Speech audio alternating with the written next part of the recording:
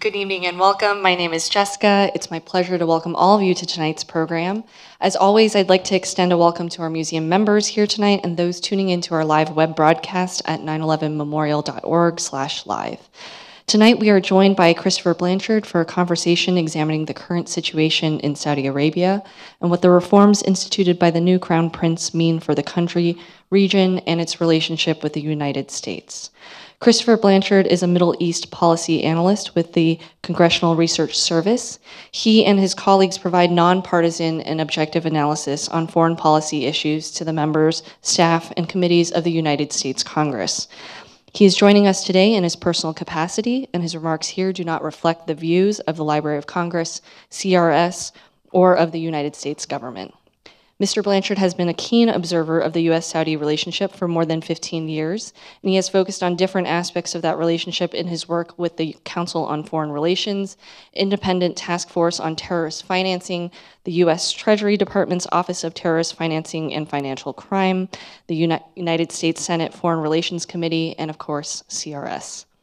We'd like to thank Christopher for sharing his time and insights with us tonight. We are also deeply grateful to the David Berg Foundation for their support of the museum's 2017-2018 public program season. Please join me in welcoming Chris in conversation with Executive Vice President and Deputy Director of Museum Programs, Clifford Channon.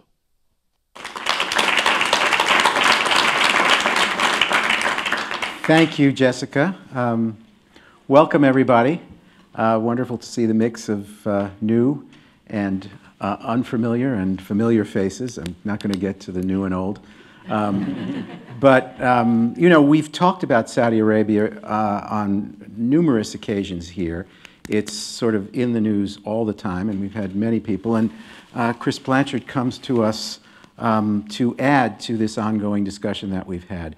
And, of course, if you're just looking in the news yesterday, today, the day before, it's always something on the next turn of the page regarding Saudi Arabia and, of course, the broader Middle East. But I really wanted, Chris, for you to talk a little bit about the Congressional Research Service, because it is this sort of remarkable institution that not many people know about that creates and produces really important research on a wide range of subjects, anything, I guess, that Congress is going to vote or opine on, and yet it's not very widely known.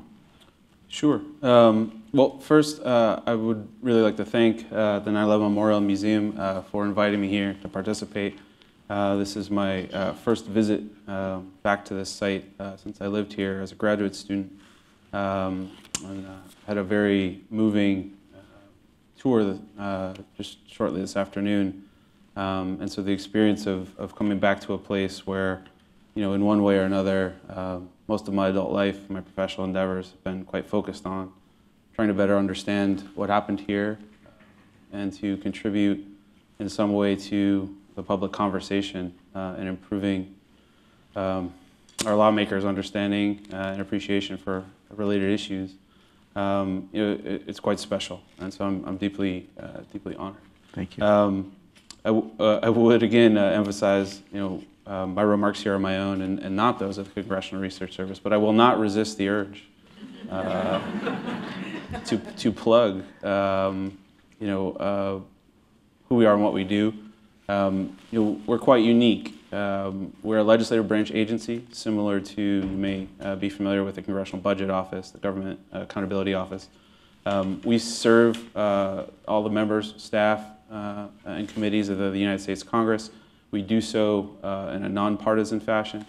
We provide, to the best of our ability, objective information and analysis to assist them in their legislative duties. That, of course, includes appropriations, authorization, and oversight of the programs of our government. The work that we provide is often done in the form of reports, some of which the public has become increasingly familiar with, but we also do a lot of private consultative work for those members on a confidential basis, giving them a safe space to ask sensitive questions about the issues of the day. And as I said, we provide, to the best of our ability, the most objective information analysis we can to them, and we do so in a nonpartisan way, which obviously in Washington makes us a bit unique. So it's been my distinct honor and pleasure, privilege to contribute to that work. I look forward to continuing to do so, and I hope that you'll find, as I do, your tax dollars well spent in the work of my agency. Thank you. Turning to the subject of the evening's program, Saudi Arabia, we have talked on these previous programs quite a bit about both the machinations within the royal family, the transition there, the dynamics of Saudi's relationships with its neighbors, and we'll talk about that tonight.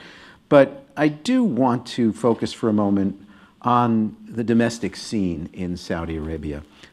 We always hear, of course, about Saudi as the world's leading oil producer, or has been, that may be changing, but the importance of Saudi reserves, the Saudi role in generating enough oil to sustain the market, all of this. But talk to us a little bit about sort of the domestic economy of Saudi Arabia, how it functions, the extent to which it is indeed dependent on oil, and the trend lines as far as whether that is sustainable from the point of view of the Saudi government today. Sure. The story of Saudi Arabia, the modern kingdom of Saudi Arabia, founded in 1932, is really the story of a land, as the folks at Aramco describe it, transformed by oil. It was rather underdeveloped, isolated, not very well integrated, rather sort of remote area that the influx of oil wealth catapulted and transformed to the centerpiece of the global economy. Over the 20th century, what we saw was the development of industry, the development of infrastructure, and the leveraging of oil resources to develop really all aspects of the society.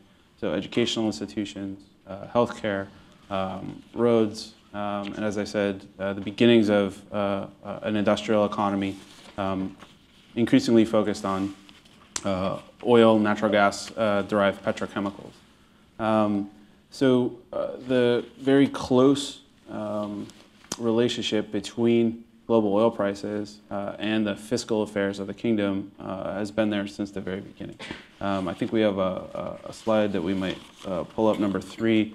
It kind of shows the ebb and flow, really, of the bar chart here being the Saudi budget, divided in the light green between really the cost of keeping the lights on, paying the operational expenditures, and then the dark green being capital expenditures. The line on this chart shows the revenue coming in, and that follows, as you can see, really the price in the market. It's a good correlation and proxy. So the fortunes of the government and its ability to make those investments and support, as I said, the development of infrastructure, but also to pump that money into the private economy and to pay the salaries of an increasing number of public sector employees in all sectors, education, security, health. Their ability to do that has really been, as I said, very closely tied to the influx of revenue, and that, of course, being tied to oil.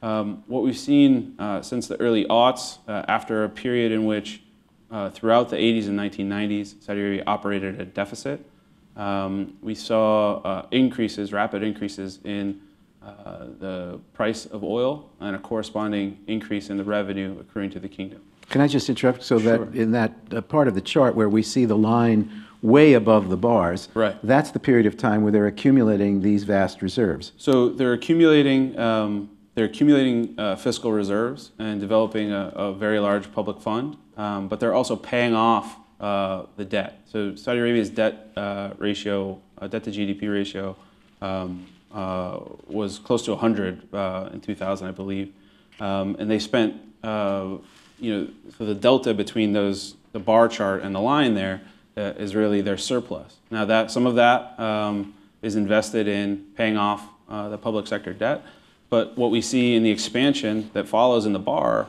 is an investment of that in society. And so there's a second oil boom. If in the 1970s, if we took this chart a little bit further back, it would look, the 1970s would look very much like this expansionary period in spending. what that translates to is it's the government pumping money into the private sector economy. So the private sector, to the extent that it exists, is still quite dependent on the spending of the government. And what that does is creates a sort of dual dependency. The government itself is still functionally dependent on oil revenue to meet its now expanded obligations. And the recipients of that, whether in the private sector through public sector purchases or individual Saudis who, many of whom are employed in the public sector, the majority of whom are employed in the public sector. The salaries that they are taking and then spending in the market, the subsidies that allow them the quality of life that they enjoy, those are tied directly to that oil revenue. Can you talk about what those subsidies in personal terms for individuals and families look like? They're underwritten in terms of schools and health and so on and so forth. So the question is, what is the Saudi government expressing its obligation to the population to provide? Sure. So the direction of this windfall to the population is seen in as to a certain extent not often acknowledged in these terms, but an obligation of the state. Right? There's grown a certain perception that the state needs to provide a certain level of quality of life, a certain level of development, and those expectations that will continue have really accounted for I think some of the gap that we've seen, particularly since 2014, when oil prices declined quite precipitously, and the ability of the state to do this without drawing down some of those accumulated reserves, issuing debt for the first time since the 1990s.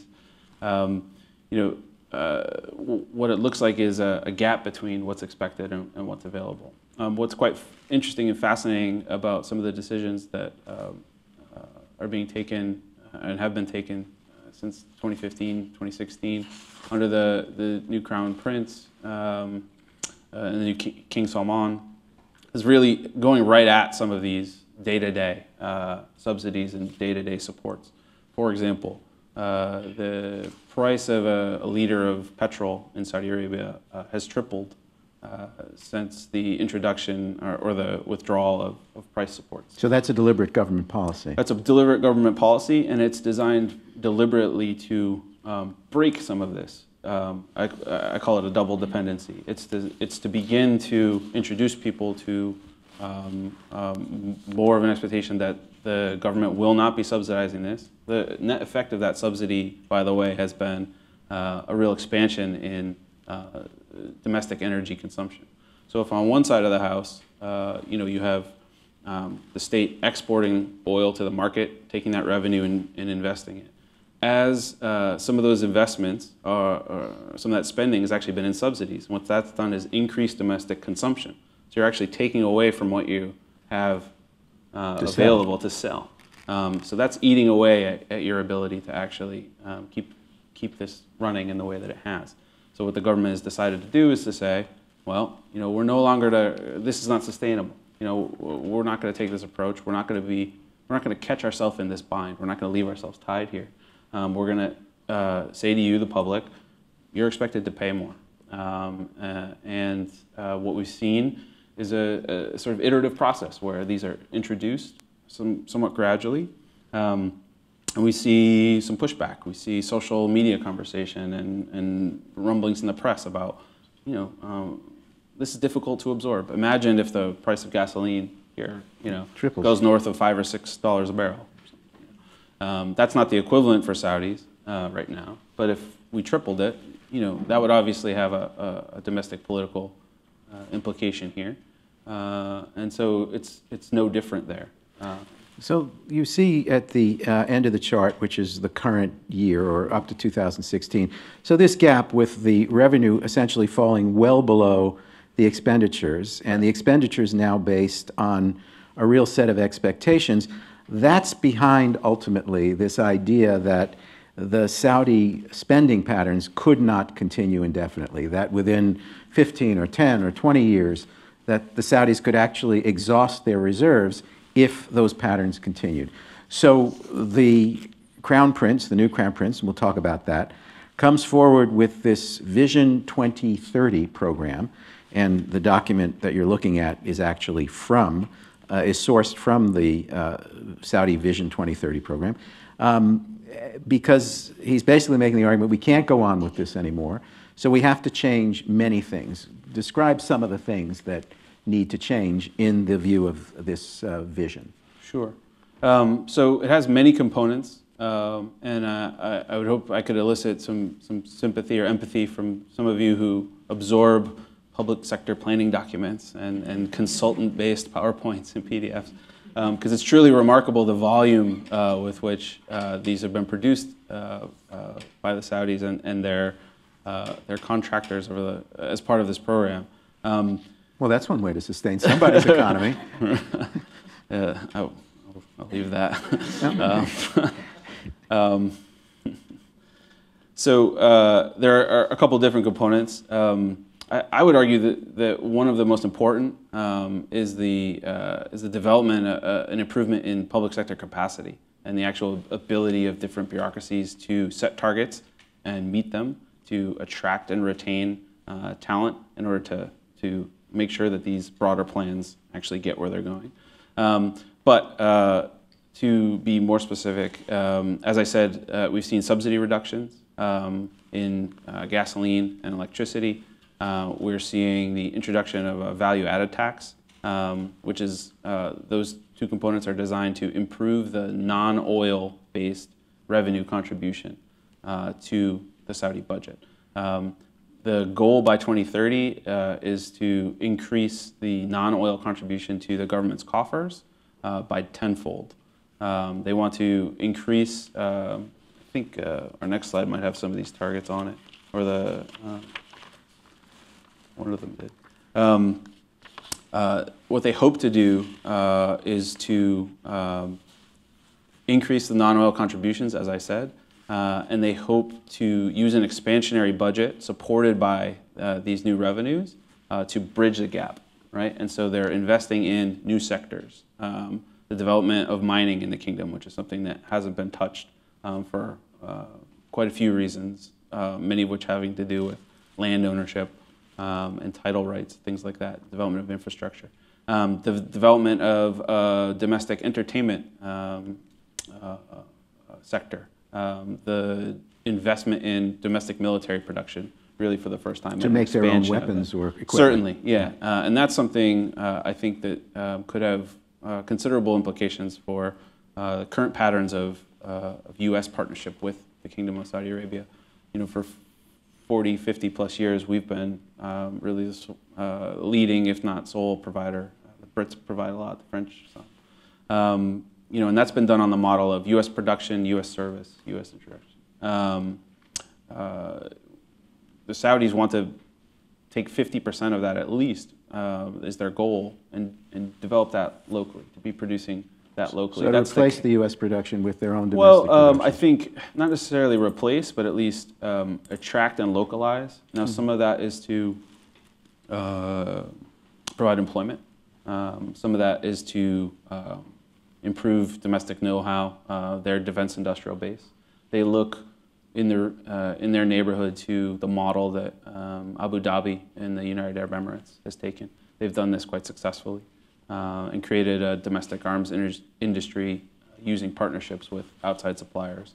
So there are many components. I would argue, you know, this list one here, the fiscal balance, you know, they are making these changes while they're also seeking to balance the budget, right? And so there's a push and pull. You know, you take one step forward, you take maybe a half step back. It's an iterative process where they introduce these taxes, these changes in the domestic economy, and those have to be absorbed. And you know, being here in New York and in the financial district, you know, the elasticity of people's decisions is not a foreign concept. This takes some time to figure out. And as I said, what we see is some results on the plus side. We see increases in non-oil revenue, but we also see some increases in subsidy payments as a means of trying to balance the way that this is absorbed by the population, to ease the burden. And so the goal is to bridge. It's not to rush. This does seem sudden, and some of these changes are quite significant and could have fairly severe consequences for certain aspects of the Saudi population. But we've seen the government take steps to, as I said, ease those burdens, to distribute the pain to a certain extent. They've set up a progressive system where those least able get more support from the government, those most able to pay don't. So they're cognizant of the need to have this balance and to have this back and forth. I think what's very important to watch is whether or not they're willing to adjust some of these targets to move the goal posts if necessary. This fiscal budgeting program is a good example of that. The original goal was to balance the budget by 2020, and last year they said, we're not going to do that. Let's move it ahead 3 years. Let's make sure that we get this right, not that we get this now. That's in response to some of the advice that they got from the IMF and others that you're headed in the right direction with some of these things. These are some of the things that we've been recommending that you do for a while. It's really a matter of not doing them so quickly that you may jeopardize some of the social piece. There's a whole social dimension, as you're alluding to. And you mentioned earlier this idea of providing entertainment options within the country, because traditionally there have not been such. The Saudis are a relatively younger population. The strictures on the movements and role of women have traditionally been quite severe. And so this idea of opening up, giving whether it's entertainment options or perhaps employment options for a younger population, seems directly tied to the economic plans, that you're trying to release a pressure valve because things have been building up in a certain way, and it's been clear that for many younger Saudis, there hasn't been an outlet for what they would like to do. So talk, if you would, about now the social dimensions of this kind of economic transition, what it means for the broad public and its ability to go out and do things, women in particular. This summer, I believe, is the time when women will get driver's licenses. June 24th. June 24th, so Inshallah. almost a month away. So, or a little more than a month away. So how has that sort of become part of what the expectations are beyond the economy? Sure. I'm glad you raised that. That linkage is often overlooked. People either focus strictly on some of the economic measures and fiscal measures, or they focus on some of the social and cultural aspects. But I see them as quite tied and quite linked. The population of the kingdom, as you said, is not just quite young, is very young. 60% are 30 or under. Among those seeking jobs in the last quarter of 2017, it's roughly 1 million Saudis who self-identified as quote-unquote job seekers. 90% of those were women. 90%? 90% among Saudi nationals. And so what that speaks to is both a personal desire and an economic imperative in families and in households to, in our society, we've dealt with, the pressures and needs to have a two-income household for a long time. That's come to the kingdom.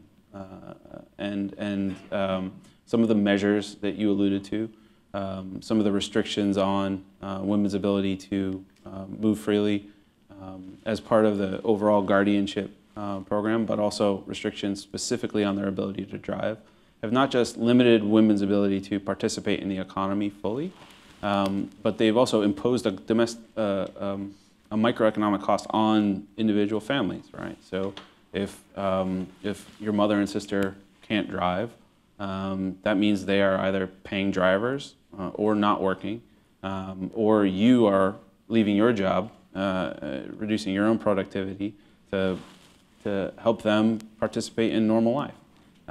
This has long been recognized, I would argue, by a preponderance of the Saudi population as untenable and unnecessary. The trick has been managing the decision point and making sure that the timing was optimal. I'm not sure that we can identify a specific reason why the leadership has chosen this last year to move forward with this decision. I do think that the broader cover provided by a change in leadership and the embarking on this broader effort to recast society, to start a new chapter, and correspondingly to engage with members of the religious establishment in a different way, have accounted for this decision. And as I said, by and large, this has been welcomed by the Saudi population.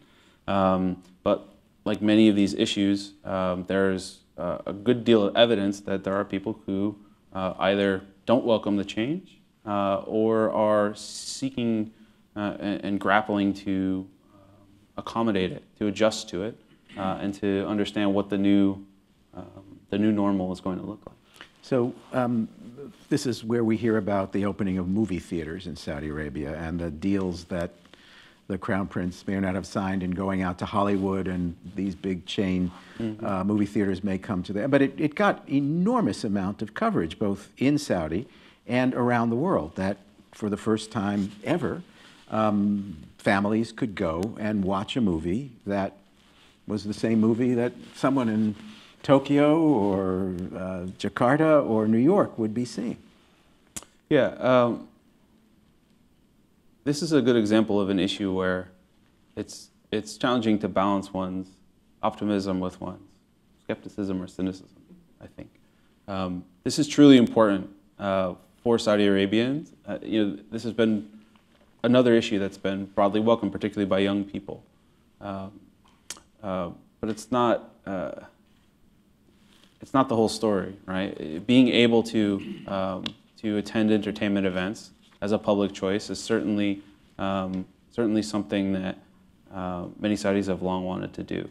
But if it comes in a context in which one's ability to express themselves politically, to organize themselves is limited, it's hard to feel like it's truly as groundbreaking as we might expect.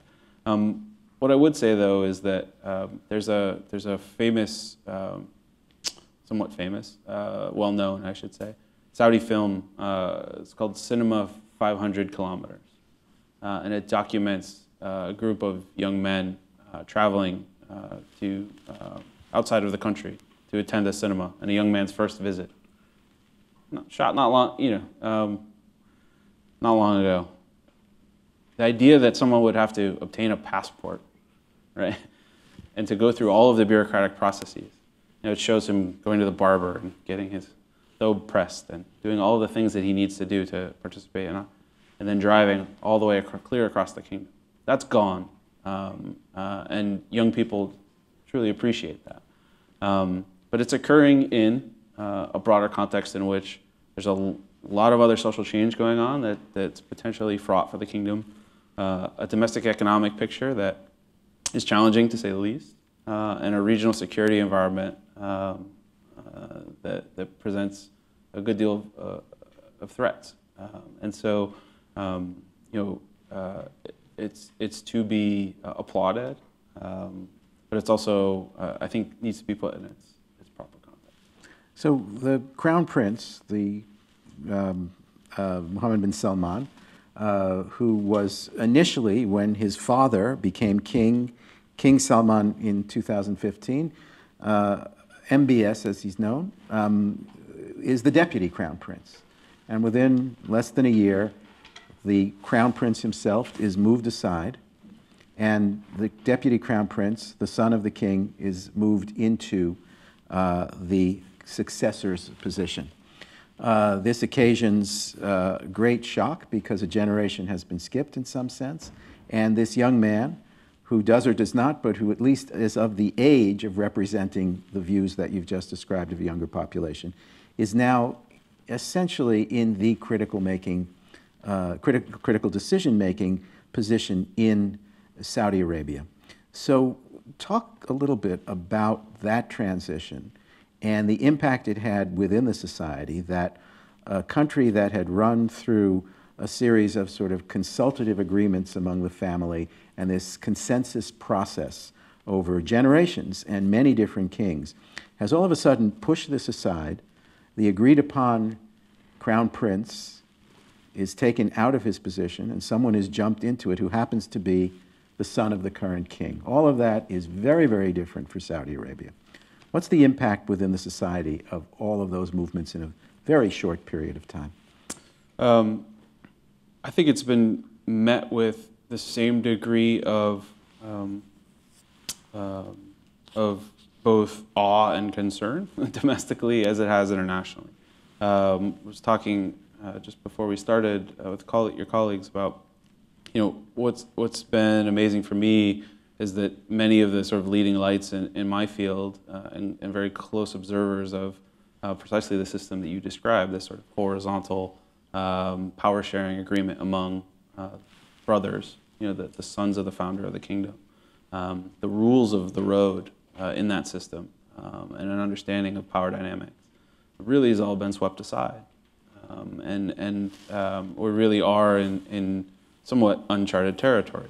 Now for me, I find some similarities between, at least in terms of the content of the decision making, the moment that the Crown Prince finds himself in now and the direction that he's heading, and the environment that prevailed in the 1960s when King Faisal replaced his brother Saud, who embarked on a series of, at the time, quite controversial reforms.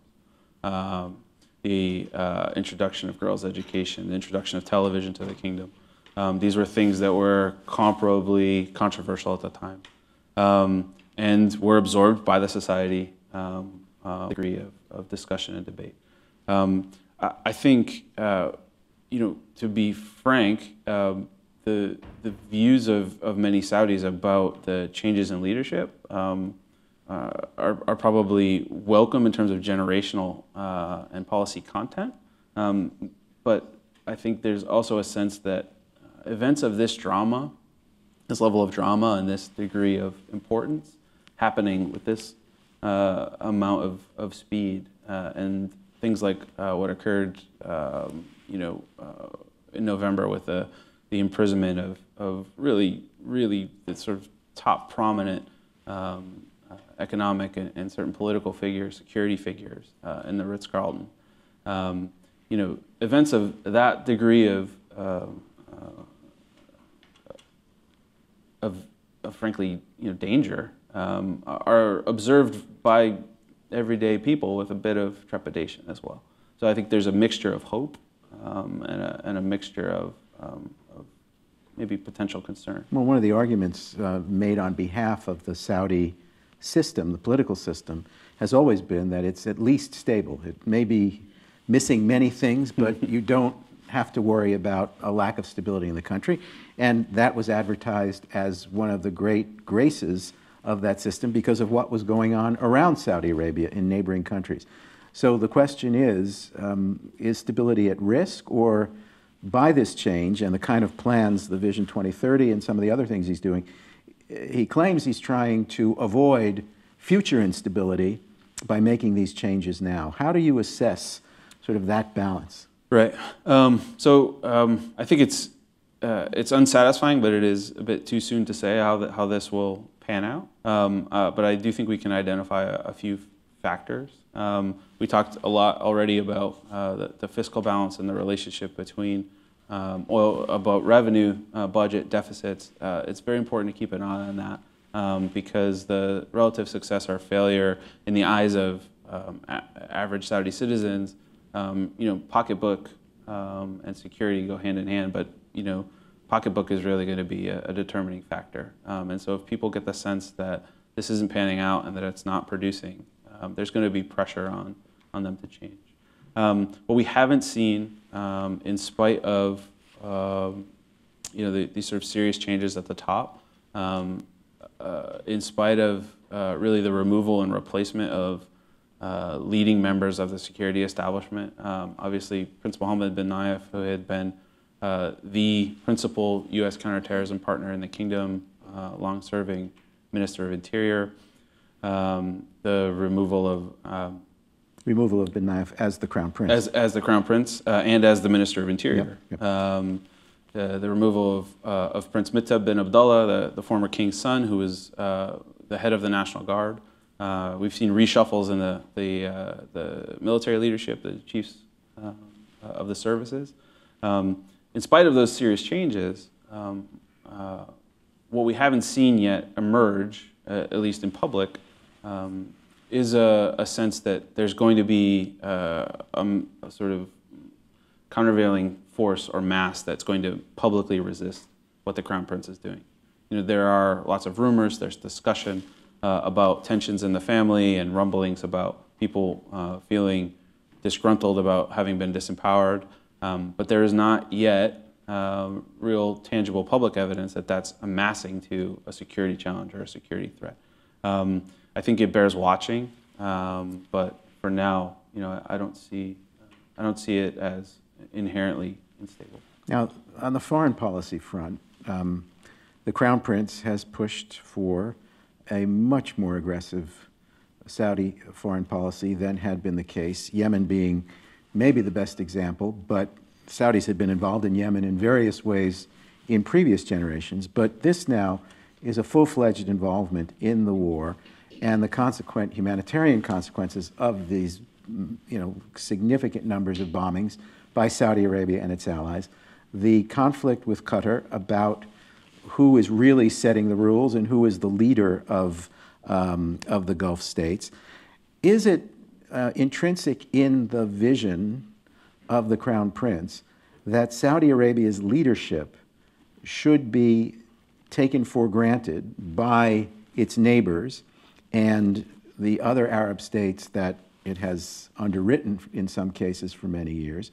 Is that coming up against the resistance of these other states? Is it coming up against the resistance of reality, that the Saudis simply are not capable of doing even what they're trying to do now? So I think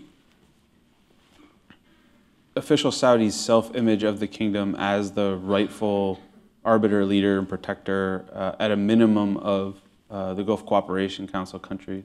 That's the countries of the immediate Arab Gulf. And we can bring up the map. So we have a map that can show you the neighbors, the six. No, the other map. Yeah, let's go back That's to the the Yemen region. map. You know, Kuwait, Bahrain, Qatar, UAE, and Oman. If not Yemen as well. Yemen's not a GCC state.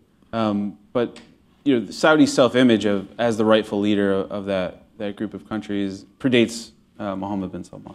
And you know, the relationships between those GCC countries have ebbed and flowed in terms of cooperation and a degree of confrontation in the past. What I think is worth noting, particularly with regard to Yemen, is the dual sort of Saudi concerns that characterize their national security views over the last 10 years. And that's concern about domestic political instability in neighboring countries. Now, with Yemen, that first trend manifested itself in the 2009 confrontation with the Houthi movement, which is a Zaidi Shia religious political movement located in northern Yemen, just across from Najran there, you see on the map. There was a military confrontation there, followed by the instability in Yemen that resulted from the Arab Spring, that ultimately culminated in Ali Abdullah Saleh, the president of Yemen, being removed from office through a GCC brokered agreement. What followed was inconclusive attempts to stitch back together some semblance of political order in Yemen. The Houthi movement rejected the net result of that, much obviously to the Saudi chagrin, and began a military campaign that culminated in them taking over the capital Sana'a and marching down to Aden, expelling the Saudi-backed government. Saudi Arabia expressed increasing concern about this throughout 2014. making clear in no uncertain terms that it regarded this as an immediate national security threat to itself, and imploring the United States and others to act in a way that would help them reverse this change of fortune. Now, one of the principal reasons that Saudi Arabia is concerned about this particular turn of events in Yemen is the pressure that it feels from Iran and Iran's relationships in the region with various largely Shiite political military movements. Now, relationship between Iran and the Houthis somewhat amorphous then. It has solidified now into something that the U.S. intelligence community is quite clear about as being real. And so the Saudi military intervention in March 2015 was largely predicated on their desire to reverse the Houthi gains and to reset the political military situation in Yemen back to something that they're more comfortable with. Their inability to achieve the political end, the political side of that desire, has really been the sort of the bane of their campaign there, and it's put a lot of pressure on the U.S.-Saudi military relationship and political relationship.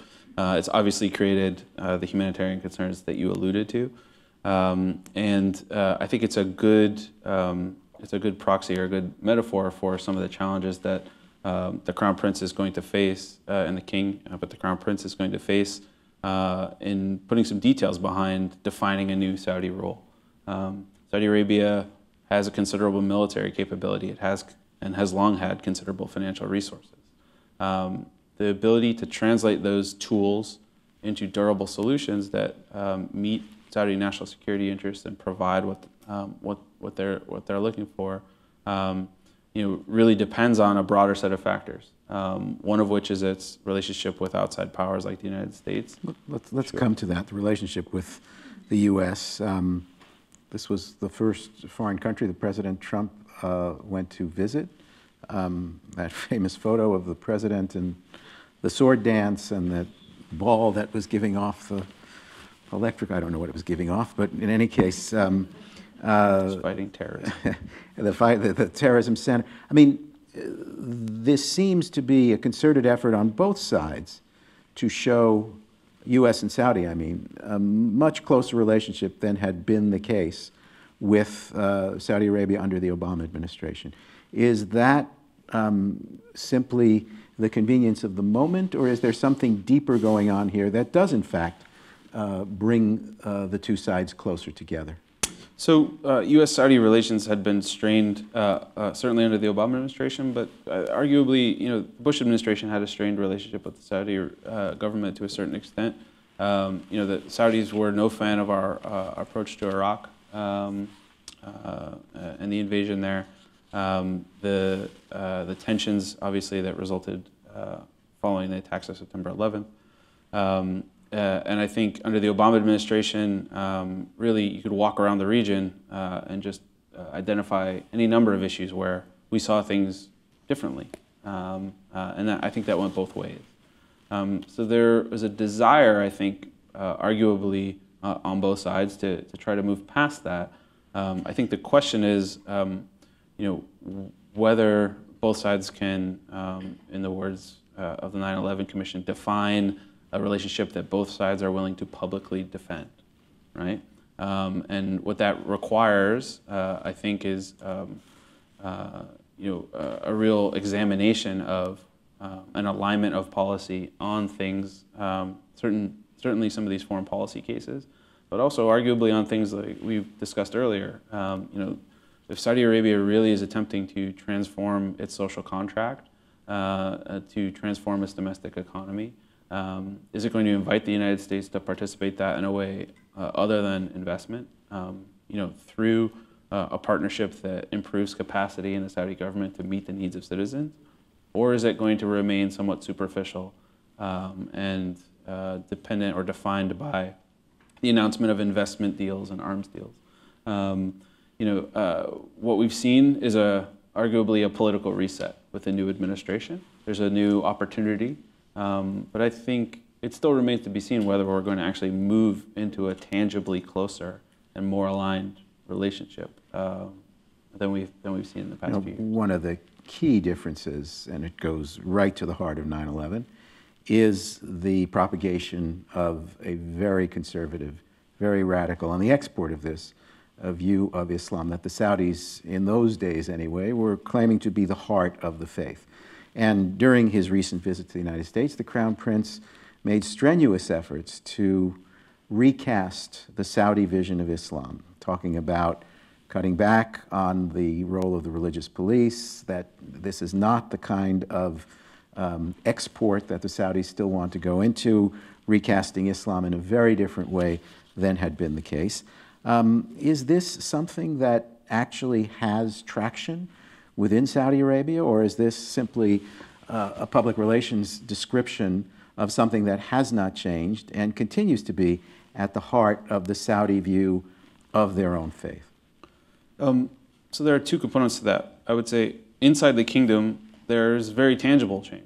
The religious police have by and large been disinvested of their ability to independently arrest individuals. Now they're still present, but the conversation in the kingdom around the commission and around their role in society is very much along the lines of some people calling for their return in response to some of these social changes that we're seeing. The participation of families in public life in some of these public events, the holding of concerts. Mixed families with women. Yeah, again, that paired social and economic goal of getting Saudi family units to participate in society and in the economy as a unit and not as disaggregated, isolated individuals means a degree of social change. Some Saudis are embracing that. Some Saudis reject it, and they're calling for a return to. And the very fact that they are calling for a return illustrates and indicates that there has been some change. On the broader question of the content and type of ideological message that is emanating from the kingdom. Not long ago in Washington, I had the opportunity to hear from the newly installed chief of the Muslim World League, Dr. Muhammad al-Isa, who addressed a private gathering discussing the Holocaust predominantly, making statements that I think in no uncertain terms ought to be broadly welcomed. And they were unprecedented, certainly, in the context of Saudi politics. Certainly. The sort of statements that, had those been the statements from that platform and those individuals over the last 40 to 50 years, we would live in an entirely different world, potentially, right? Now, does that mean that's the only message that's being delivered or is still emanating? No. I think arguably the Saudi Arabian government and the Saudi Arabian religious establishment that is partnered with that government, their ability to fully control that message and those ideas lapsed long ago, right? If they ever actually had it. So there is now an ecosystem out there of individuals who hold views that we might more closely associate with some of the more negative aspects of messages that we used to hear coming from the kingdom. That's still out there. What we see now, though, and we hear, is a different message from the political leadership of the kingdom and from some of the leading religious figures that are associated with the state. And I think, as I said, broadly, that's something that ought to be welcome. It also ought to be monitored. It ought to be verified. It ought to be something that we come to expect and come to hold them to. Sure. The irony of this is that the Crown Prince, a young man, alludes to the earlier period in Saudi history, before 1979, the Iranian Revolution, the attack on the Grand Mosque in Mecca, as a period in time when this very strict religious interpretation was not the case in Saudi Arabia. And somehow he is trying, he says, to skip back to what is a more authentic, traditional, but not repressive form of social life, and presumably a message of Islam sent out into the world that goes to this earlier time. Is that an accurate depiction of what Saudi Arabia was in the earlier 70s and before? You know, I'm not entirely interested in disabusing the young Crown Prince of, you know, his acquired memory of a kingdom. It precedes his birth. I would note, though, that the dynamics that I've just described are dynamics that have recurred throughout the history of the modern Kingdom of Saudi Arabia. Right, the very founding of the kingdom itself and the consolidation of its territory was accomplished in large part through the assistance and contributions of a rather unfriendly bunch of people who had a very narrow view. That their challenge to the state was put down, and the political authority of the Al Saud family and their authority above and beyond the religious establishment was firmly decided. But it was tested. As I said, you know, this is, in Aramco's words, a land transform, and the social changes that have occurred in the kingdom have been met with a degree of pushback and resistance from time to time. You know, the introduction of television being a great example, you know, something that caused a degree of social disruption and a limited amount of violence. But ultimately, you know, step by step, things move forward. I put what the Crown Prince is currently engaged in and the conversation that Saudis are engaged in a stream of recurrent conversation, a push and pull between different visions of society. You know, I think it's a mistake for us to focus too much on either the liberal or highly conservative visions of the kingdom and what it is and ought to be about, but rather what we ought to focus on is that conversation, is that tension, because it's those guardrails, it's those sort of figuring out where the red lines are that make the decision making so interesting to watch. You know, it's really watching society decide kind of what the new normal is, and watching the political leadership try to adapt and also to lead some of this change in a way that's acceptable and not disruptive. Let me ask, and we'll turn to the audience after this, how is that monitored? I mean, obviously, expressions of violence are the prime indicator in some ways, but I'm not really expressing that. I mean, the Saudis are very heavy users of social media. I mean, there are ways in which messages are conveyed within that society, maybe generationally, maybe not. But how is something like the relative acceptance of these changes monitored? You know, we can see and understand a lot more about public conversation among Saudis than ever before. But my perspective is, you know, there's real limits to understanding. You know, we talked earlier about the religious beliefs. You know, there is a subset of people who have been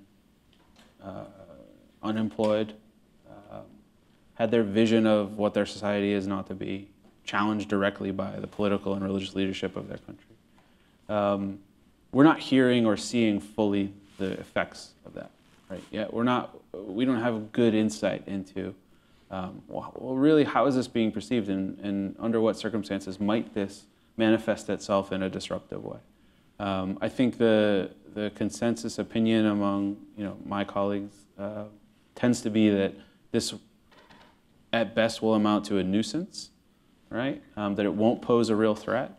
But we say that in an atmosphere where we've already seen, you know, really a decade-long terrorism campaign by isolated individuals. But nonetheless, we've seen a durability to these ideas and some people's willingness to be disruptive about it. So I think the short answer is we have more insight than ever, but there's a lot we don't see, and unfortunately, you know, that means we have to try to pay close attention and really get as close as possible. Good. Let's see if we have a question or two from the floor. Hang on one second. Gentleman in the back there. Yeah, hang on one second. Wait for a mic. Thank you so much. In the near future, do you foresee Saudi-Israeli diplomatic relations? I mean, I think there's been a lot of speculation and discussion about increased contacts between individuals associated or formerly associated with both governments. I think the same factors that have determined the likelihood of an answer to your question in the past will continue to bear. The direction in the Israeli-Palestinian conflict, the ability or willingness of the various parties there to move toward a solution, I think, probably the ultimate arbiter. There's a expectation or push that the Iran issue, I think, arguably there's some alignment of interest there, but in my view, that's not sufficient to see something of that magnitude. King Salman just very recently, hosted the Arab League Summit in Dhahran in eastern Saudi Arabia, and the message there was one of strong solidarity with the Palestinians, a reassertion of longstanding Saudi views about the importance of a Palestinian state, about the importance of East Jerusalem being a capital of a Palestinian state. And so, I think it's really that issue that will determine whether or not they head in a direction of a more overt and open relationship. And yet at the same time, clearly they are aligned, Israel and Saudi Arabia, in their views of Iran. And the Crown Prince, again on this tour of the U.S., did talk about the right of the Jews to a homeland, assuming the Palestinians living side by side, which was, in terms of Saudi public statements, unprecedented as well. I think the implicit in the Arab Peace Initiative that was put forward by the late King Abdullah is in fact a recognition, and perhaps a more specific recognition, that a future state for the Jews is in fact Israel, and that the Saudi government would be willing to recognize that state and join together with the other Arab states in doing so under the certain circumstances. The conditions laid out. And that remains operative. That remains the sort of status quo position, and we will see where things go. Maybe this side, in the back, please. What percentage of the population is employed? And the second part is, will the education system, do you believe there will be any change in the Wahhabi system of education? Sure. So the population in Saudi Arabia is split between, obviously, a very large foreign laborer population, northward of, I want to say it's about 10 million. So there are about 3 million Saudis that are employed, mostly in the public sector. So that means it's about 70% foreign labor, 30% Saudi national labor. In the whole national labor force? Now that doesn't include security force personnel. Okay. But just a rough guide. Mm-hmm. You add to that the million Saudis, as I said earlier, who are looking for work. And one of the interesting components of this initial stages of Saudi 2030 and the National Transformation Plan, which is the immediate goal, they're putting real pressure both on that foreign labor population. So we talked earlier about the incidence of subsidy changes on Saudi households. For expatriate households, the government has introduced basically a per capita tax. So we're seeing a massive outflow of foreign nationals from the kingdom. And there are real questions in the private sector about whether or not there's a labor match, right? So most of the private sector jobs available for men, for example, north of 40% are in construction.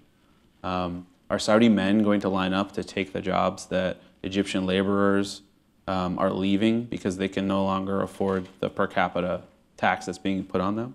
Those are real questions. Are you going to build some of these new infrastructure and new cities and things that you want using Saudi labor? That truly would be a transformative and new thing. So this is one of those sort of behind the scenes nuts and bolts questions, that really it makes a lot of sense to keep an eye on. And in my view, the financial press is quite good at it. They get this. They get those sort of trade-offs. And so, you'll have a lot of opportunity to keep tabs on it. And the education system? Yeah, the education system. The Saudis are revising textbooks. They're constantly doing so. My colleagues in Washington who spend more time focused on that, they're happier with what they see. They see certain changes that still need to be made. I think, in terms of budget investment, 24% of the budget goes towards the military. Just below that goes to education. So the government understands that because of the youthfulness of the population, they need to invest in these people in order to give them the opportunity. We still have northwards of 50,000 Saudis studying here in the United States. And so that's creating a cadre of people with whom we have at least the opportunity for a good and long-standing relationship. Let's see. Over there, please. Yep.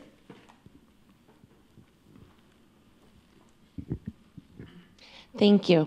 So I'm under the impression, based on my research and having visited and worked in some Arab countries, that it seems like the public sectors are so bloated. And that it seems like there's this mentality, I don't know if it's cultural, or I hope you can speak on this point, that sort of the government should be like the employer. For example, I worked in Libya, and there were people, this was post-revolution, but still very unstable. People weren't working, but they were still getting their government salaries. I mean, it was kind of crazy. So maybe you could articulate kind of more on the region and those kind of trends. Libya is a unique case where the public sector's payment system is quite mismatched, and Saudi doesn't have that problem. Saudis have, for a long time, the employment that was available was public sector. A certain culture of valuing the stability that provided, and the cachet that came with it is something that has integrated itself into Saudi life. And so the government and the private sector leaders that are engaged in these questions and these changes are well aware of that. Gallup polling, the limited polling that we have, suggests that culture is still there, that people see that as guaranteed. The other thing to keep in mind is a wage gap. So the government pays at a certain level, private sector pays much less. Some of that is the content of the job. But if we're talking ultimately at the end of the day about people's ability to make ends meet, people's willingness to have pride in their job, and the related aspect of that is people's ability to get married in a society where your ability to do so is largely determined by the attractiveness of your prospects and your relationships and things like that. These things have to be taken into account, and so it's still a preferred. I would say it's still preferred, but there is a demographic in Saudi Arabia that arguably is waiting to be unleashed. You see, people agitating for, hey, why do we have Egyptian dentists if all of these Saudis are graduating from dental school, and why do we have all of these Pakistani pharmacists? Now, in a sense, what you get is a sort of economic nationalism. A sort of Saudi first. I'm trying to, it reminds me of something, but I can't. And that's playing out. And so we'll see, but that's the baseline they're coming from. It is really remarkable that, we have, as I said before, we have talked about Saudi through the length of our whole public program series here. And again, we keep adding layers and layers of depth, which adds to the understanding, but not necessarily to a sense of where things are going. And you've described a situation that is sort of extremely in flux, if that's the right way to put Transition, it. Yeah. Are Saudis, as a society, prepared to be in a sort of indeterminate state, watching all of these things happen, do you think? Is there a need for the stability that they'd become accustomed to, or is this going to be the bridge to the future that they're looking for? The ultimate success remains to be seen. But I think what's important is to appreciate Saudi's own view of just how transformative some of the changes that have already taken place are. You get Saudi saying, this is a new chapter. This is brand new. What could accompany a reversal of that, could be an equally sort of sour reaction, a backlash. And I think that could have quite negative consequences. So I guess my sense is that, you want to hope for them on their own terms, that they can cross this bridge to a more prosperous and arguably stability on different, newly defined stability. But whether or not the environment around them is going to allow them both the resources and the security to do that, I'm less certain of that, less certain. Well, I think we've established that we need to keep asking these questions and continuing this inquiry into the future of Saudi Arabia across the region. But that's all that we'll have time for tonight, so please join me in thanking Christopher Blanchard.